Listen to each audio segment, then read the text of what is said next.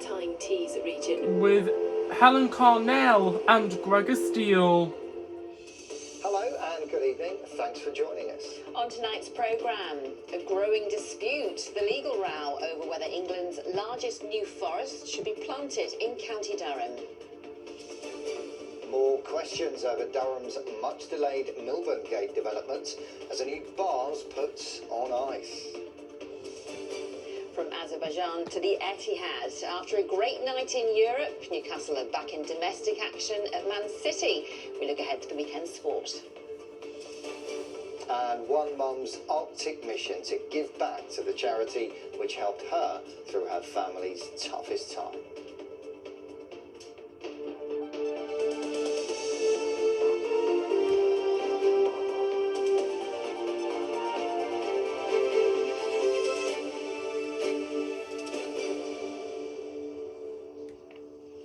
And first to the legal row, which means that 500,000 perfectly healthy trees destined to be planted in County Durham look set to be destroyed.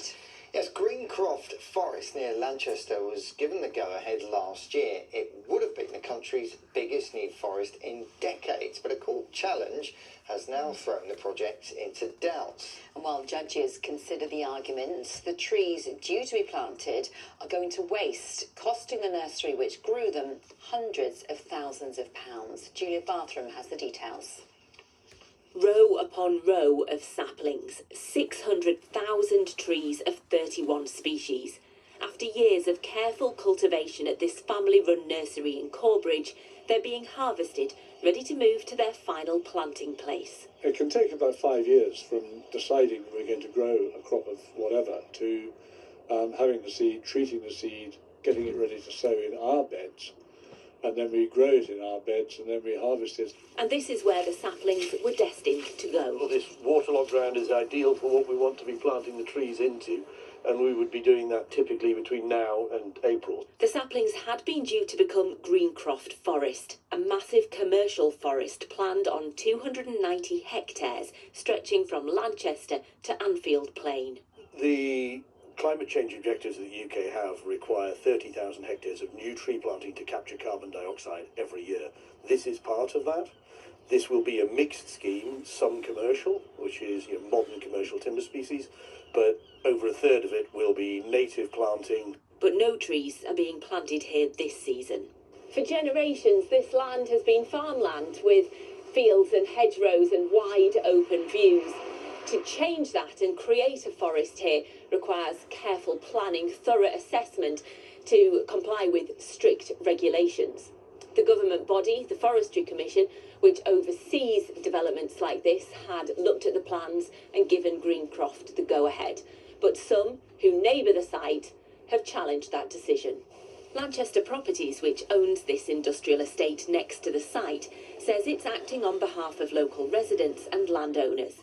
It has argued the forest will have a significant impact on the landscape and heritage of the area, which it says isn't addressed clearly in the application. And, it argues, a full environmental impact assessment should have been carried out. The High Court has now referred the forest to a judicial review. The court process doesn't challenge the overall premise that this is an appropriate, fully compliant modern forest. So ultimately it will get planted. The delay is around whether the paperwork, in effect, was accurately dotted and crossed to the satisfaction of the court. Why haven't you gone for a full environmental impact assessment on this site? So that decision as to whether it requires an environmental impact assessment is a decision for the Forestry Commission. That is the request that we put into them to say, with all of this information in front of you, all of the scientific data, does this require an environmental impact assessment? And they have taken the view, rightly in our view, that it doesn't. The court will decide, but that takes time these trees don't have. The legal delay will cost this nursery hundreds of thousands of pounds. That does represent a very significant loss for us, but of course it also does for lots of other people involved with the planting process, so the planters and the fencers and the minders. All those people are going to be losing money this year as well, quite significantly. By next year, these trees will be too big to move, more than 500,000 of them, will go to waste. I'm afraid we have to compost them, and then we have to start all over again. Well, Julia joins us now. This is a story with wider implications, isn't it? Not just for people living in the area. That's right, yeah. This row over a local forest actually has national implications. The UK has less woodland cover than pretty much any other European country, and to try and address this government and the previous one have got targets of planting 30,000 trees every year across the country, and at the moment the country isn't even reaching half of that. The target's partly for climate change reasons. Trees absorb carbon, but it's also as part of a drive to make the country more self-sufficient. At the moment, the UK imports 80% of the timber products that we use. That's more than any other country apart from China in the world. So there are strong arguments why more forests are needed. But the change to the landscape clearly isn't welcomed by many people if it's coming to your doorstep. So it raises the question, if not here, where?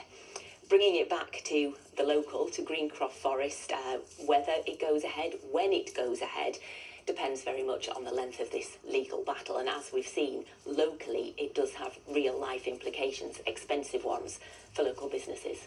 Julia, thank you very much. Well, next to another big project with some question marks hanging over it. It was billed as an all-singing, all-dancing leisure complex with the promise of big-name brands and hundreds of new jobs. But more than 3 years after it was due to open, the Milburn Gate development in Durham still stands eerily empty, with some calling it a white elephant. And today there are more questions about what happens next after one high-profile company that had signed up was itself put up for sale. Here's Chris Conway. Maybe, after a long wait, the dog isn't coming at all. With the Scottish beer brand effectively up for sale, reports suggest the unopened Brewdog in Durham may remain just that. The uncertainty over the bar, the latest in a long line of blows for the troubled Milburn Gate site, which stands built but closed, much to the frustration of locals. I don't know what they're going to do. You know, tear it down? Rebuild? I'm just not sure. It's just such a shame. I'm hopeful that we'll see something, but when it'll be. I mean, it looks as if it would be a sort of development that would work. With scope for hundreds of new jobs, there were high hopes for the site. When the Milburn Gate project was first announced, it was hailed as one of the North East's biggest development schemes in over a decade. The site contains a hotel, a cinema, and residential accommodation, all of which have been built. But several issues over the past few years has meant the opening of the site has stalled. In 2023, Toland, the main contractors, went bust. Last year, the then coalition-led Durham County Council suggested buying the development at an estimated cost of about £55 million to end the uncertainty around its future. But that decision was put under review after Reform UK took control of the council in May. A lot of jobs tied up in this development here, in this scheme, not just in the things you see behind us, but all the extra economic benefits that the city will receive as well. The city's MP says the cost to the taxpayer while the site stands closed is unacceptable. No, the council they've already paid 1.2 million in legal fees alone, while this site remains in deadlock. It would be a huge loss to Durham City and Durham County as a whole if this site doesn't go ahead. It's come to be known as Durham's white elephant. Tonight, the future of the site on the banks of the River Wear remains as unclear as it was when these railings went up 3 years ago. And Chris joins us now live. Chris, any response from Durham Council today? Well, Gregg, as you heard in my report, Durham County Council was reviewing a suggestion by the previous authority to negotiate buying the development. But in the last hour, Durham County Council have told me they are not in any negotiations, stressing that Milburn Gate is a privately owned development. The council added in a statement tonight that it is continuing to speak to the funder to support its opening. We remain confident that this development will be a fantastic home to new tenants, and we expect an announcement to be made by the funder on the future of the Milburn Gate development very shortly. Now, as for the future of the Brewdog site here in Durham, we contacted the company today to get their response to those reports that they were considering pulling out, and tonight we are still awaiting a reply. Chris, many thanks. Now, more churches could soon have to share vicars with neighbouring towns and villages. Yeah, the Church of England is missing its own targets for training new priests. At the same time, the number who are retiring is going up. It means in some areas the number of churches one vicar looks after is increasing. James Webster reports. Rich Townend has to carefully juggle his time. This is just one of 3 parishes he's responsible for, covering Felton, Longframlington and Brinkburn. There's definitely fewer vicars across the Church of England at the minute, and in this diocese as well. And that means that we have to pick up other duties in other parishes as well. So yes, it does increase our workload. It's often the church is the last community asset standing after everything else has closed, the pub's closed, the school's closed, the shops have closed.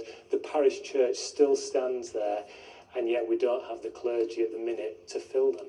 One vicar looking after multiple churches could soon become more common. The Church of England's been trying to reach a target of training 750 new vicars each year.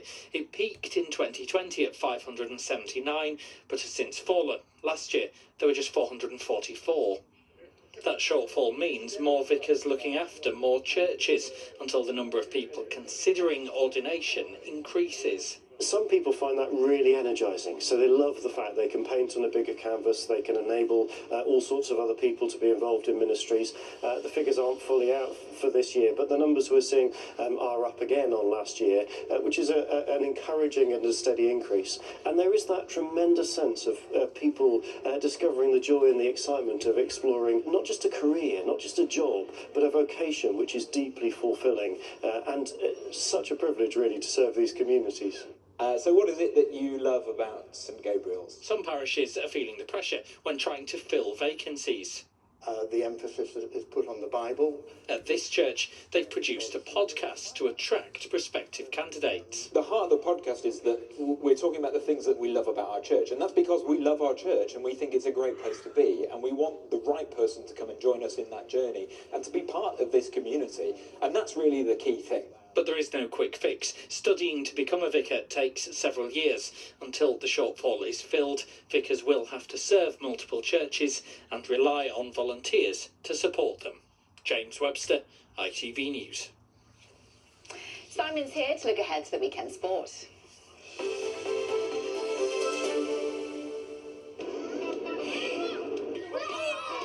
Powering local sport in the community, Octopus Energy sponsors ITV Regional Sports Report. And we start with women's football because there's a big match starting in about 45 minutes, Simon, isn't there? Yeah, Durham against Sunderland in Women's Super League 2. That's the River Wear derby. Now, both these teams lost touch with the promotion race a while ago, but both will be looking over their shoulder at the relegation battle. Neither side is in imminent danger, but a win in tonight's rearranged clash would be extremely good news for either side. The Black Cats have had the upper hand in this rivalry in recent seasons, but that just makes Durham more determined. Of course, it naturally has a different feeling to it, but it's important we just prepare, and we have done all week, as if it was any other game against any other opposition. But obviously it's got that bit of feistiness and that bite to it that I'm sure the fans will grasp onto as well. But yeah, ultimately it's 3 points for us to take. We've got a really good record against Durham as well. We've got a good record when we travel to Maiden Castle. You know, it's a different type of pitch, it's artificial, it's slightly probably the smallest pitch in the league as well, and hopefully the fans travel across to Maiden Castle and get behind the team as well. So it's a big game. It's a big game for us because we haven't played, but it's also a big game because it's a derby and we're well aware of what we need to do. There's no game for Newcastle United women this weekend, but the Magpies men are back in action after this week's 5,000-mile round trip to Azerbaijan. Tomorrow's away trip isn't as far, but it'll probably be a lot more difficult. Qarabag away, long trip, easy game as it turned out. Manchester City away, short trip, very hard game if experience is anything to go by. It was just over a fortnight ago when Newcastle were last there as City finished off the Magpies in the Carabao Cup semi-final. That was just one of many disappointing City away days. Newcastle have lost their last 12 games at the Etihad Stadium, and they go there tomorrow night after a very long trip back from Azerbaijan and a very late night. It was a late night for us, I think. Roughly around 4 a.m. Actually, maybe a bit later than that. Hopefully a good night's rest for them last night, and got another sleep to go. So fingers crossed by the time the game kicks off, we'll be okay. That necessity to recover, be at your best again, especially a sobering thought when you're playing Manchester City. I think that in itself focuses the mind to go, well, I can't look for excuses. Newcastle can beat Man City. They won the reverse Premier League fixture at St James's Park last November. They just can't beat them at the Etihad. That's the problem Newcastle have to solve tomorrow. Sunderland's big problem in recent weeks has been the absence of their inspirational captain Granit Xhaka, but it's not a problem anymore. He's fit again after injury. There are new problems though. Reynaldo will miss a month with a knee issue, and Sunderland's unbeaten Premier League home record was ended by Liverpool last week, so they need to start another unbeaten run at home to Fulham on Sunday. We were aware of the fragility of this sequence because the Premier League is so demanding. And if it's broken, it doesn't mean that we are not able to be strong at home again. Middlesbrough saw their 6-match winning streak come to an end this week. Defeat in the top-of-the-table showdown at Coventry was a bitter pill to swallow. But Kim Hellberg's team can expect to feel the warm embrace of a full house at the Riverside tomorrow when Borough face struggling Oxford United. It's always perfect to play Saturdays and at Riverside before our supporters. That's always great, and then it's part of the game against Coventry that is impressive. There's things against Coventry that is not as good as it's been in every game we played. You cannot spend Saturday in a better way than do it at Riverside, so I'm looking forward to it. Coventry overtook Borough at the top on Monday night. The Sky Blues are away at West Brom tomorrow lunchtime, and if they drop points, Borough could be back at number 1 by tea time.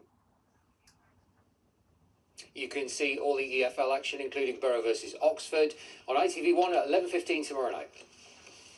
So just another quick word about the Premier League. I mean, we've spoken about Newcastle United's schedule before, but by my reckoning, Birmingham, Baku and Manchester in 7 days. It's a bit much, isn't it? It is. Now, these people are all highly paid professional footballers and highly trained professional footballers, but it's a 5,000-mile round trip. And straight from that to what's probably your hardest away game of the season at a place you never win. But it is only a 300-mile round trip to Manchester, so you never know. Let's hope. Well, it's not quite the Azerbaijan round trip Newcastle just made, but Gateshead and their fans will be doing a lot of travelling this weekend. They're going all the way to Cornwall to face Truro in the National League. It's a 920-mile round trip, the longest distance travelled for a league game in English football history. Truro did it in the opposite direction earlier in the season. In Rugby Union, Newcastle Red Bulls are at home to Northampton in the Prem Rugby Cup tonight. Former Newcastle player Guy Peppers on the bench for England against Ireland in the Six Nations tomorrow. It's live on ITV1. England hope to bounce back from last weekend's stinker in Scotland. And the Newcastle Eagles men were practising at the Virtue Motors Arena today ahead of their Super League basketball game against the Surrey 89ers tonight.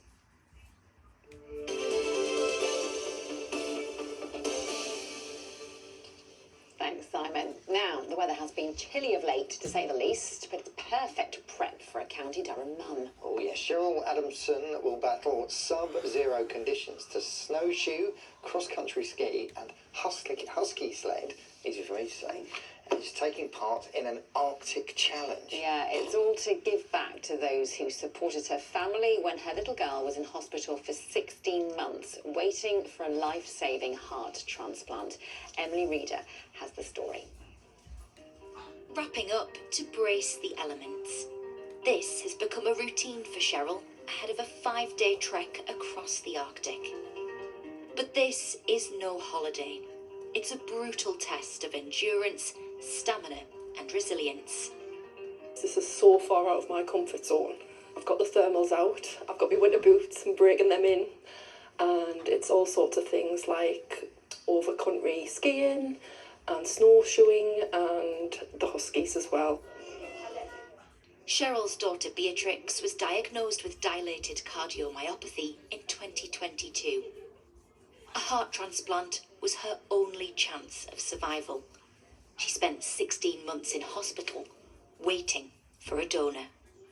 You've talked before about the mental toll of that time, but you also say that you kind of neglect your own well-being and needs because all your attention's on your little one who's not well.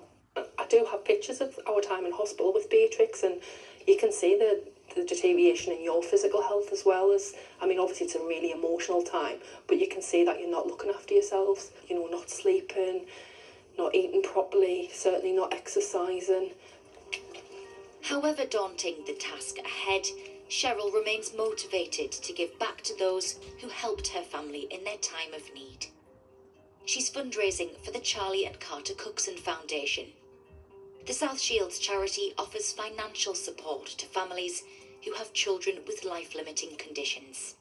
There's not a lot of support for families when you're in hospital in terms of financial support, and they really stepped up and helped pay our mortgage for 3 months when Beatrix was in PICU, which was a massive stress off our shoulders because obviously we weren't able to work. We know twice over your life stops. Without the parents, the child would not survive. So it's a kind of, we look after the parents so they can look after their child. They are the lifelines. That money is going to change a family's life. It's going to give that family a 3-month window to do whatever they need to do and create so many happy memories. And you'll never understand that unless you live in the life of the families that we support. Just a few days stand between Cheryl and her trip of a lifetime. She hopes the challenge will show the great lengths she's willing to go to support other families facing a long road to recovery. Emily Reader, ITV News.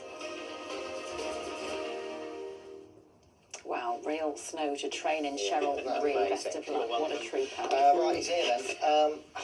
Just tell me spring's coming, please. I Just think anything. I can, Really? at least for a while. The snow's been melting, you may have noticed. Not great for training, but up to 12 degrees today in places. There you go. Not The bad. signs of spring are out there as well, and you've been spotting them, so thanks for that. Always cheers us up. Like these crocuses here in South Shields, looking very vibrant. Could another sign of spring be on the way, more active? With the spells of rain and milder temperatures, we're being told to look out for toads starting their migration to their ancestral ponds. And teams of people head out to help them cross the roads, and it could well be this weekend because we get that combination and they're looking for the right time. There is a toad crossing near me, of course there is. Yeah. Last year it peaked on the 7th of March, year before 17th of February, so we're within the toad window, I would say. Window. According to my toad diary. Of course you've got a toad diary. I'm just going to update it now. Could be this weekend. Yeah. Good luck. Good luck. Here's your forecast. A heavy downpour will subside and light relaxation will set in. TUI sponsors ITV Tyne Tees Weather.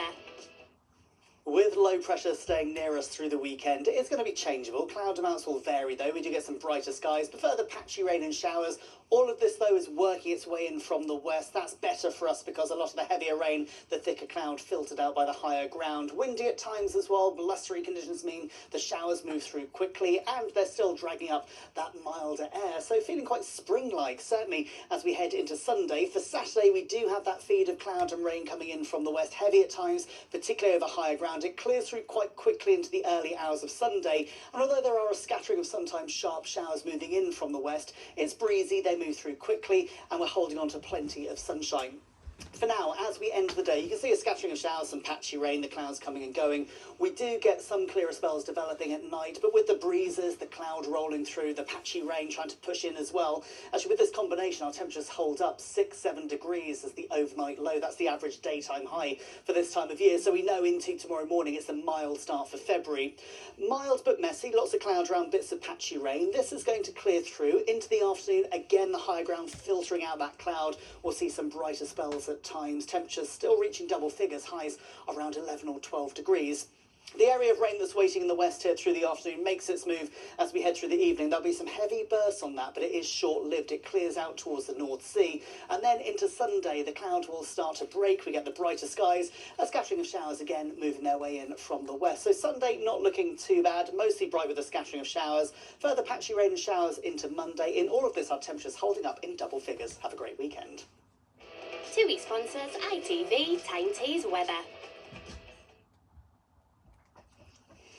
Thanks, Ross. We'll get the washing out on Sunday. Hey, for the sunshine. In just a moment, the national and international news with Charlotte. I'm back with the later 10:30. Ross is off to update his tote diary. Goodbye for now. Bye-bye.